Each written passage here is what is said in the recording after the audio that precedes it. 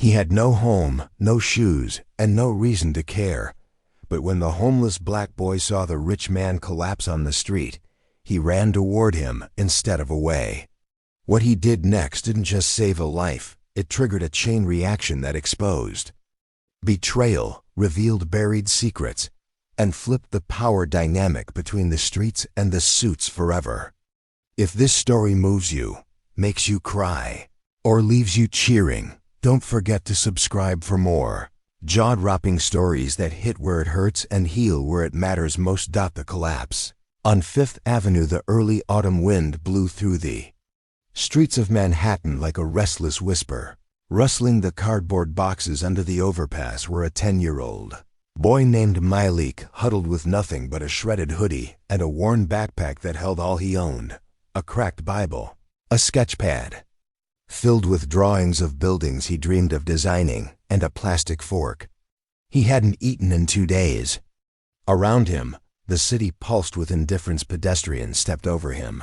Drivers honked if he got too close to the sidewalk, and security guards herded him away from storefronts like he was dirt. But Malik didn't steal.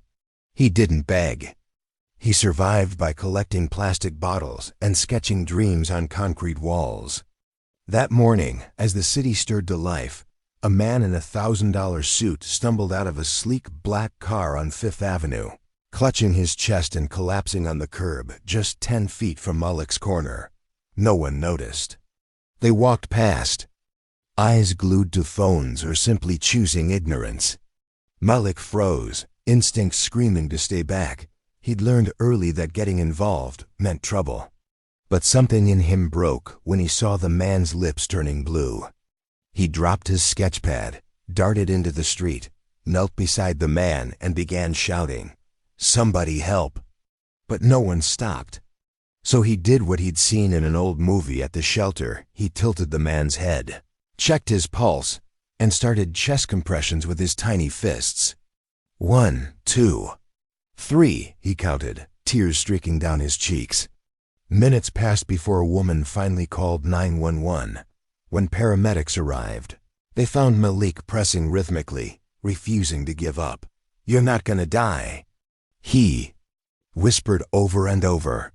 The man, whose name was Douglas Langford, a multimillionaire CEO of Langford Biotech, was rushed to the hospital. Malik faded into the background, disappearing before police could question him. But what he didn't know was that his face had been captured by a passing cyclist's helmet cam and broadcasted across national news. "Unknown homeless child saves billionaire's life," the headline screamed.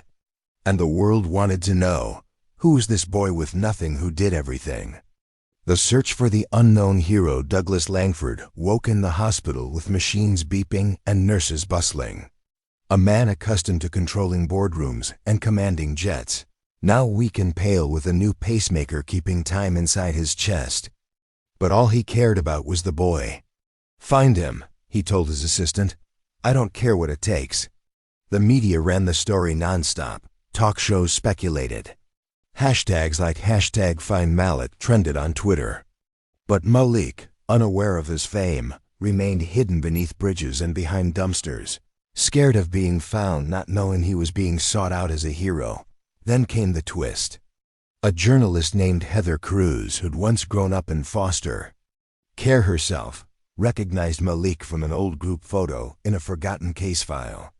She connected the dots. Malik had been abandoned by his mother at age 5 and bounced between foster homes, eventually slipping through the cracks. She tracked him to a shelter near Harlem, but when she found him, he was bruised and shivering in the back alley, clutching his sketchpad like armor. "They'll take me to jail," he muttered, sure he'd done something wrong. "No, Malik," Heather said gently. "You saved a life. And someone important wants to meet you." With hesitation in his wide brown eyes, Malik followed her, unaware that this meeting would change everything from the way people looked at him to the way he saw himself. When he entered Douglas Langford's penthouse for the first time, Malik couldn't stop staring at the chandeliers. Douglas stood slowly, leaning on a cane, and looked the boy in the eye. "You saved me," he said. "Now let me save you." Malik blinked. I don't need saving. Douglas smiled. Maybe we both just need a second chance.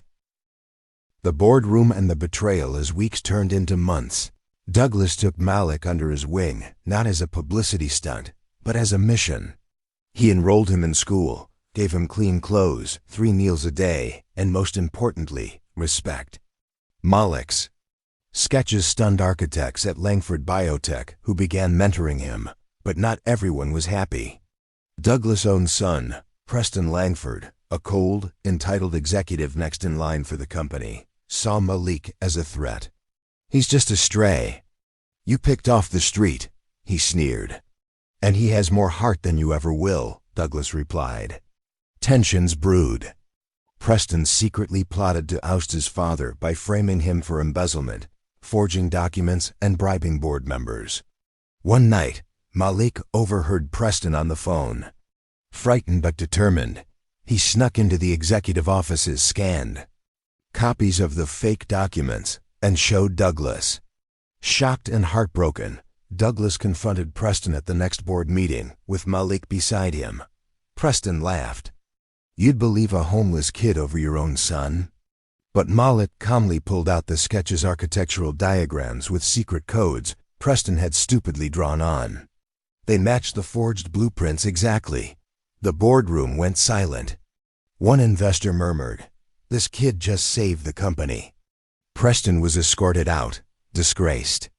Malik, now dubbed not just a hero but a genius, was offered a scholarship by MIT.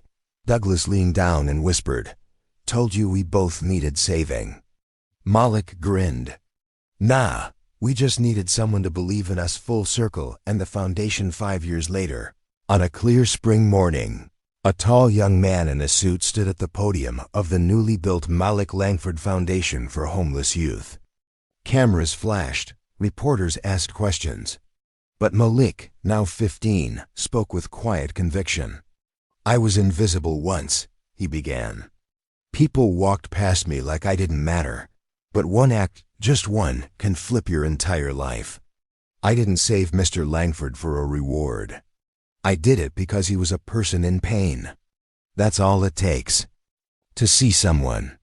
In the crowd sat dozens of children from the streets, now clothed, fed, and smiling because of his work.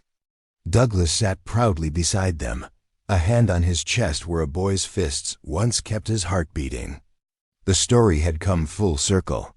From a cardboard bed to a corner office, from fear to faith, from being ignored to becoming a leader. Malik had written his own story, and it began the moment he chose to act when no one else would. As the crowd erupted in applause, and a banner unfurled behind him with the words, "Hope begins with one act," Malik closed his eyes for a second and whispered to himself, "Mama, I made it." If this story moved your heart, made you believe in second chances, or reminded you that greatness can come from the unlikeliest places, don't forget to subscribe for more powerful stories that prove love, courage, and kindness still change the world one act at a time.